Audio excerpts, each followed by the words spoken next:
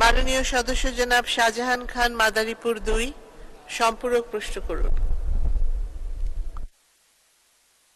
মাননীয় স্পিকার, আপনাকে ধন্যবাদ। মাননীয় স্পিকার, আমার জেলা মাদারীপুর। এই জেলায় জাকাত তহবিলের অনুদান দেওয়া হয়েছে বহু লোককে, এবং ঢাকা ধর্ম মন্ত্রণালয়ের অধীনে ইসলামিক ফাউন্ডেশন থেকে। আমি অবাক হয়েছি মাননীয় স্পিকার, আমাদের 5টা উপজেলা, একটা উপজেলার একটা ইউনিয়নে 69 জন, এবং ওই উপজেলায় পেয়েছে 137 জন, আর একটি উপজেলায় কেউ পায়নি। আমার সদর উপজেলায় পেয়েছে 7 জন, আমার আরেকটি ইউনিয়ন সেখানেও এরকমই 10-15 জন এরকম পেয়েছে।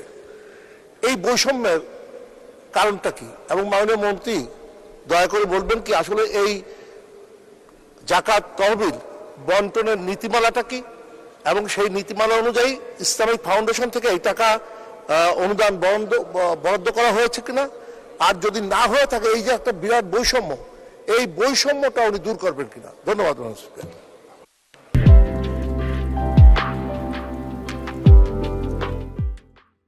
ধন্যবাদ মাননীয় সদস্য। মাননীয় মন্ত্রী। স্পিকার, আপনাকে ধন্যবাদ। আমাদের অত্যন্ত প্রিয় ব্যক্তি আমাদের জাতীয় সংসদ সদস্য মহোদয় যে প্রস্তাবটা করেছেন অত্যন্ত গুরুত্বপূর্ণ, এবং এই গুরুত্বপূর্ণ আলোকে আপনাদেরকে জানাতে চাই, আমাদের নীতির মালার মধ্যে ক্লিয়ার উল্লেখ করা আছে যে টাকা যেখান থেকে কালেকশন হবে, অর্থাৎ যে উপজেলা থেকে যে টাকাটা কালেকশন হবে তার 70% টাকা সেই উপজেলাকেই আমরা আবার দিয়ে দিই, আর 30% টাকা সেটা আমাদের সেন্ট্রাল বেজ আসে। এই সেন্ট্রাল বেজ যখন আসে তখন আমরা সারা বাংলাদেশে ওই সেন্ট্রাল বেজে 30% টাকাটা আবার ওই সারা বাংলাদেশে সব জায়গাতে কিন্তু আমরা দিই। তাতে করে সেই টাকাটা খুবই কম। 30% টাকা যখন সারা বাংলাদেশে আমরা বিভাজন করি তখন দেখা যায় যে 2 জন, 5 জন, 7 জন, 10 জন এমন পায়, কিন্তু 70% তো যে টাকা দিয়েছে তার উপজেলাতে সেই টাকাটা রয়ে যায়। যে ডিস্ট্রিক্ট থেকে আমাদের যে টাকাটা আসে সেই ডিস্ট্রিক্টে সেই টাকাটাই রয়ে যায়। অতএব এই জায়গায় নতুন করে আলাদা করে আমরা দিব সেই সুযোগ নাই।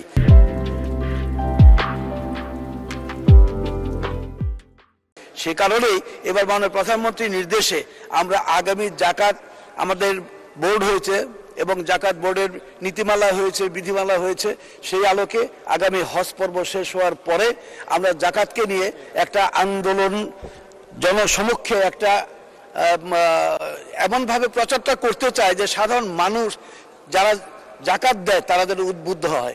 একটু জিনিস আপনাদের জ্ঞাতার্থে জানাতে চাই, আমাদের সংসদে যারা আছি আমরা আমাদের সবার জ্ঞাতার্থে এই জিনিসটা জানানো দরকার। সে বিষয়টি হলো জাকাত ফান্ডে, সরকারি ফান্ডে যদি কেউ জাকাত দেন, সে কথা 20,000 টাকা জাকাত দিলেন, তার ইনকাম ট্যাক্সে যখন দেখা যাবে যে 50,000 টাকা তার ট্যাক্স দিতে হবে, এই 20,000 টাকা সেই জায়গায় যদি আমরা জমা দিয়ে দেই তাহলে কিন্তু এই জাকাত ফান্ডে দিলেই এই রিসিপ্টটা দেখালে কিন্তু সেই জায়গায় 20,000 টাকা রিবেট পাওয়া যায়। এত সুযোগ থাকতেও আমরা সেই কাজটি কোনোদিন করিনি বা কেউ কোনোদিন এই কথাটা উত্থাপন করিনি।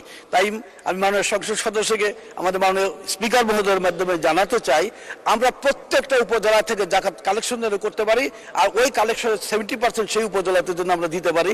এই ব্যবস্থা নেওয়ার জন্য আমি আজকে হাউজে সবার কাছে বিনয়ের সাথে অনুরোধ করবো, স্ব এলাকার আমরা যে এমপি যেখানে আছি আমরা প্রত্যেক এলাকা থেকে জাকাত কালেকশনের জন্য একটা উদ্যোগ আগামীতে গ্রহণ করব, আমরা সবাইকে যেন সমহারে সেটা দিতে পারি। আপনাকে ধন্যবাদ মাননীয় স্পিকার।